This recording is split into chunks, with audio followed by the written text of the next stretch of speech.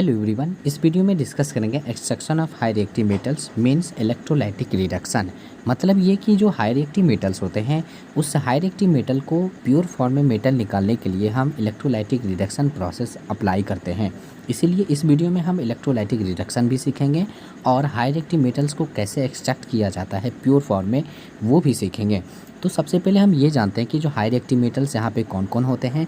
तो पोटासियम हो गया, सोडियम हो गया, मैग्नीशियम हो गया, कैल्शियम हो गया, एल्युमिनियम हो गया, ये सभी यहाँ पे हाई रिएक्टिव मेटल्स में ट्रीट किए जा रहे हैं। और जो हाई रिएक्टिव मेटल्स होते हैं ये आपको जानना होगा क्योंकि जो हाई रिएक्टिव मेटल्स होते हैं वो ऑक्सीजन से ईजिली रिएक्ट कर लेते हैं और इसीलिए जो हाई रिएक्टिव मेटल्स होते हैं उसका ओर्स जो है ऑक्साइड ओर्स के फॉर्म में ज़्यादातर पाया जाता है।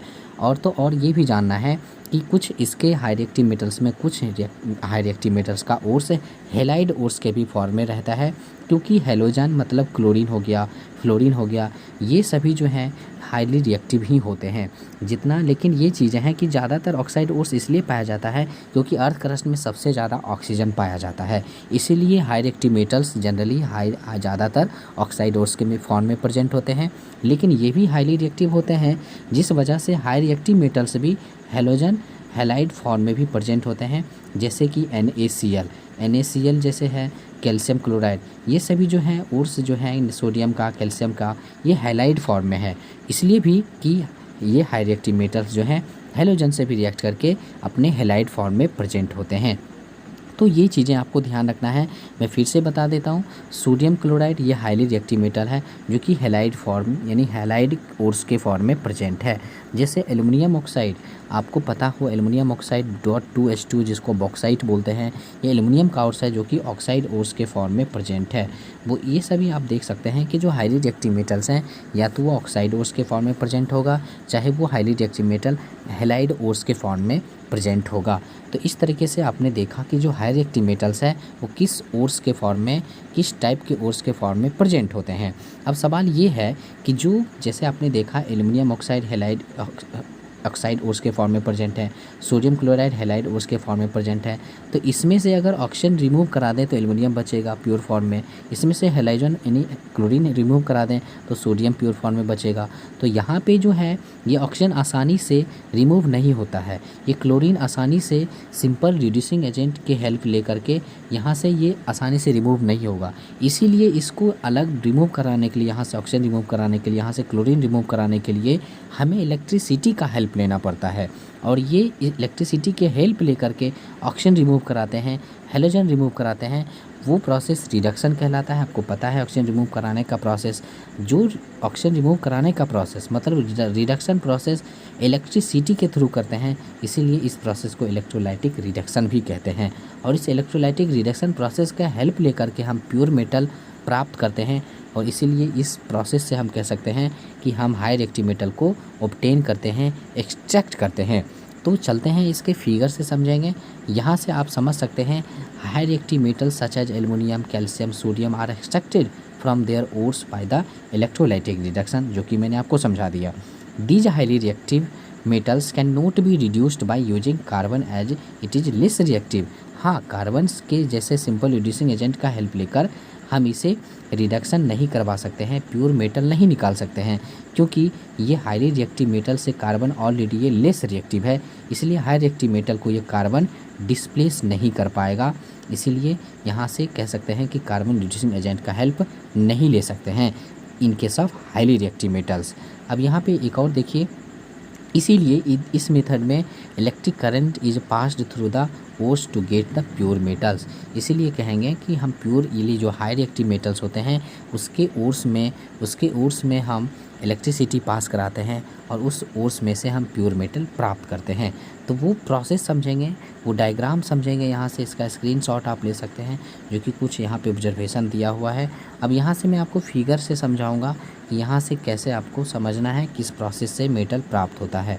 अगर मैं सोडियम क्लोराइड में से अगर हम सोडियम प्राप्त करना चाहें तो कैसे प्राप्त करेंगे, bye the electrolytic reduction process से, वो समझते हैं। तो चलिए यहाँ पे सबसे पहले एक बीकर लेंगे, उस बीकर में सोडियम क्लोराइड मोल्टेन स्टेट में लेंगे, मतलब फ्यूज्ड स्टेट, मतलब गले हुए सोडियम क्लोराइड, गले हुए नमक को लेंगे उस बीकर में। अब क्या करना है कि उस गले हुए नमक में हम 2 रॉड लगाएंगे इलेक्ट्रोड लगाएंगे। एक इलेक्ट्रोड को बैटरी के पॉजिटिव टर्मिनल से कनेक्ट करेंगे और एक रॉड को बैटरी के नेगेटिव टर्मिनल से कनेक्ट करेंगे। अब जिस रॉड को आपने पॉजिटिव से कनेक्ट किया है उसको एनोड बोलेंगे और जिस रॉड को आपने बैटरी के नेगेटिव टर्मिनल से कनेक्ट किया है उसको कैथोड बोलेंगे। एक बात और, एनोड पे आपको पता है एनोड पे ऑक्सीडेशन होता है, मतलब इलेक्ट्रॉन का लॉस होता है। तो अब आप ये जानें, तो यहाँ पे देंगे जब बैटरी से कनेक्ट करके इसमें आप करंट पास करवाएंगे आप, तब वहाँ पे ये मोल्टेन स्टेट में जो सोडियम क्लोराइड था वो Na+ क्लोरीन माइनस में टूट जाएगा, आयोनाइज्ड हो जाएगा जब इसमें इलेक्ट्रिसिटी पास करवाएंगे।